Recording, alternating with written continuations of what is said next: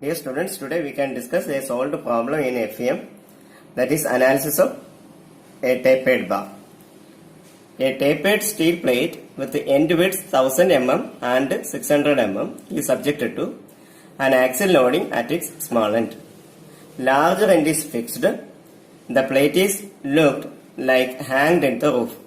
The uniform thickness of the plate is 50 mm. Length of the plate is 1500 mm. Weight density of the material is 0.8 into 10 raised to minus 3 Newton per mm cube. Young's modulus of the material is 2 into 10 raised to 5 Newton per mm square. Calculate the displacement at the end points as well as midpoint.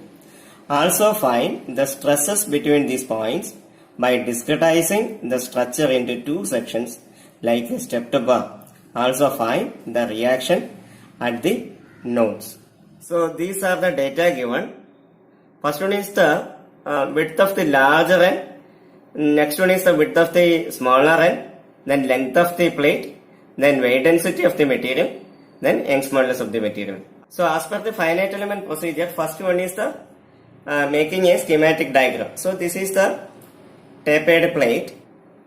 Here it is fixed. This is 1000 mm. The width. This is 600 mm. The lower width. This is the length of the plate. And the thickness it is given. It is 50 mm.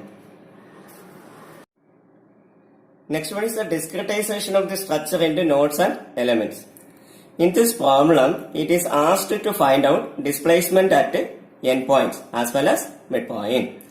Hence, we can represent the structure as a stepped bar with the two sections. First section will be having width and length equal to 1000 mm and 750 mm. And the second section will be having the width and length equal to 600 mm and 750 mm. So the step 2 is the discretization of the structure into nodes and element. So this is the structure it is given. This structure we have to convert it as a stepped bar. So this is the stepped bar, this is the first section and this is the second section. Other details are given. Sections and the corresponding discretization of nodes and elements are here. This is the first node, second node, this is the third node. Here the displacement is u1, here the displacement u2 and here the displacement is u3. And these are the corresponding forces acting on the node. And the length also given here. Okay. And the Young's modulus for both the sections are same. It is given here. So here we can say that the shape of tapered bar can be approximated by combining many number of rectangular bars as seen in the case of stepped bar as shown below. So this is the tapered structure. We can see that this is approximated by joining many number of rectangular or square sections. So adding all this one, it look like tapered bar.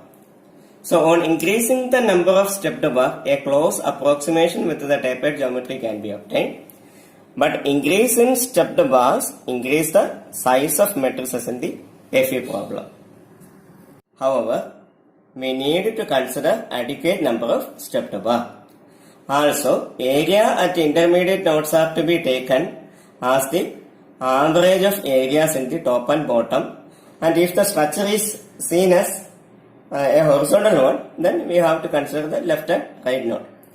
This will help to maintain the continuity of the tapered geometry. Therefore, area of the first node I have indicated as a suffix n1, which is equal to w1 into t, and you give the values here. And second one is the area of the second node, that is a suffix n2, and here we have to take the average area of node 1 and 2, that is why it is w1 plus w2 divided by 2 into t, and you will get the value here. And this is the area of third node, that is a suffix n3. Okay. Next step is the formulation of element stiffness matrix. The element stiffness matrix for the first element is A1 E1 by L1 into 1 minus 1 minus 1 1 into U1 U2, which is equal to F1. And here this area, which is the A1, this area is the elemental area, otherwise the area cross section of the element. So in order to keep the structure as a tapered one, we have to take this A1 as the average of areas at node 1 and 2. So where A1 is the cross-sectional area of the element 1, but we have already seen node 1 and node 2 are having different areas. Hence we need to take the elemental area as the average of area at node 1, that is AN1, and area at node 2, that is AN2. Therefore the elemental area, otherwise area of cross section of the first element is A1 is equal to AN1 plus AN2 divided by 2. Similarly, the area of cross section of element 2, that is A2 is equal to AN2 plus AN3 by 2 whole divided by 2. And you can see the values here.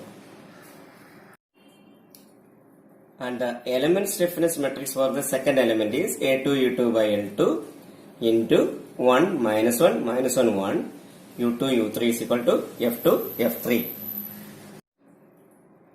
And this is the next step, step number 4, formulation of global stiffness matrix or assembly of element stiffness matrix. Already you studied how to make a global stiffness matrix or how to assemble element stiffness matrices. Okay. So this is the global stiffness matrix that we are getting structure. And here this is the global displacement matrix U1, U2 and U3. And this is the global load vector F1, F2 and F3. Next is the step number 5, that is the application of boundary conditions. And we have two boundary conditions. First one is the displacement boundary condition and the second one is the force boundary condition. Okay. In the case of displacement boundary condition, you know that U1 is equal to 0 and U2 and U3 are existing. U1 is equal to 0, which means that in the node number 1 is fixed. And so this is the global force vector. And here we have to consider the force due to self-weight as well as the point load acting on the structure. In the case of node 1 and 2, there is no point load. Only thing we have to consider is the force due to self-weight.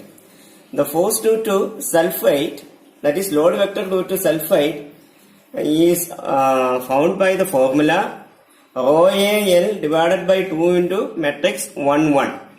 Here instead of rho, I have put W here, small w here. Okay, so W, so on multiplying that one you will get W A1 L1 by 2. Then here it is W A1 L1 divided by 2. So this is the load vector due to self-weight for the element number 1. This is the load vector due to self-weight for the element number 2. This is the distribution of the point load. Node 1 there is no point load, node 2 there is no point load, and in the node 3 there is a point load. Okay. Thus the global force vector, that is F1, F2, F3 will become, so these are the values for the load vector due to body force in element number 1. These are the values for the load vector due to the body force in element number 2, and this is the value for the point load, that is at the node number 3. Thus the global force vector will become matrix 13,500, 24,000 and 12,500. After applying the boundary conditions, the global stiffness matrix will become, this is the stiffness matrix and this is the displacement boundary condition and this is the force boundary condition. Okay. Here this is 24,000. How you got that one? Here the node 2 is sharing for element number 1 as well as element number 2. For node number 2 is having the effect for the self-weight by self-weight distribution into first element as well as the second element. That is why here in the case of node number 2 it is added. That is why this is 24,000. Step number 6 is the solution. Okay, in the case of solution, already you studied these things in the analysis step bar. Since the displacement in the first node is known to as, the first row and first column can be cancelled. So after cancelling that one, this is the remaining matrices. Okay, on multiplying this one, that is this into this and this into this, you will get two simultaneous equations. On solving that simultaneous equation, you will get the values for u2 and u3. So now the problem is same as in the last stages of analysis of step 2 bar. From this you can calculate the displacements. From displacements you can calculate strain in each element. From strains, using stress-strain relationship, you can calculate stress in each element. And in the question, last part is find out the reaction at the support. Okay. So there is, we have the relation K into U is equal to F. Therefore, Ku minus F will be the reaction. In matrix form, it can be written as, this is the column matrix, that is reaction at node 1, R1, reaction at node 2, R2, reaction at node 3, R3. So, R1, R2, R3, which is equal to K. This is the stiffness matrix. That into the displacement. K into U. Okay, K into U minus F. This is the global force vector. So, you will get R1 is equal to this row matrix multiplied with this one minus this will give the value of R1. Similarly, R2 is equal to this row matrix multiplied with this displacement, and on subtracting this value you will get R2. Similarly, you will get R3 is equal to this row matrix multiplied with this one, and subtracting this you will get the value of R3. Okay. I